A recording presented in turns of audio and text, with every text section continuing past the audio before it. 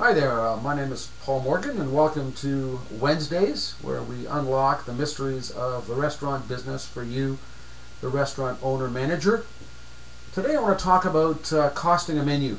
This is a very important part of restaurant management, and one that for the most part is not adhered to by restaurant managers and owners. What they do is they just assume what their prices should be based on what the competition's doing, and that's a very bad thing to do because you don't know how smart the competition is.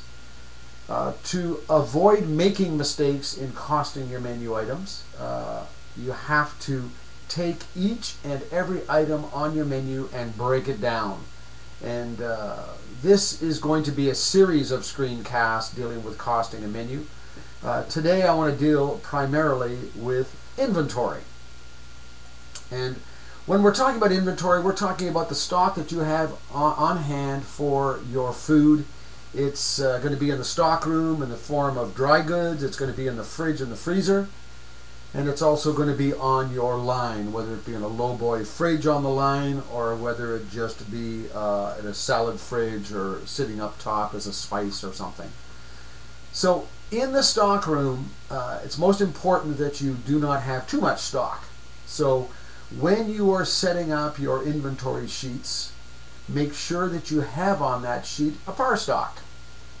So therefore, if you're carrying salsa, for example, you want to make sure that you always have on stock 4 jugs of salsa in the stock room.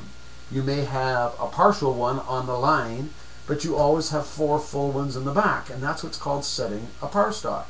You don't need 12, and you certainly don't need 1, because if you have 1, you're going to be running out to the local store to pick up a jug halfway through your shift.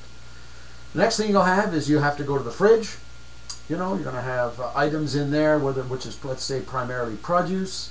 In the freezer, you're going to have frozen goods, obviously. You're going to take things out of the freezer and move them into the fridge as you go. And then obviously you're going to have the food which you are working with in production on the line itself.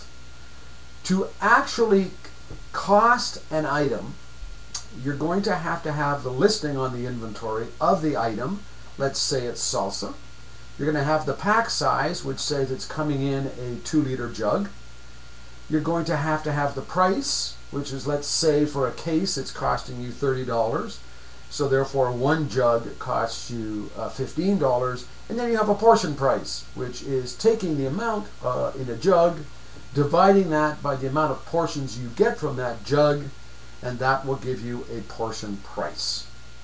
So that's it for today. That's just getting you started on how to cost a menu. Check in next Wednesday, and we'll get into detail about how you're going to actually use those costs to build your menu pricing. Thank you very much.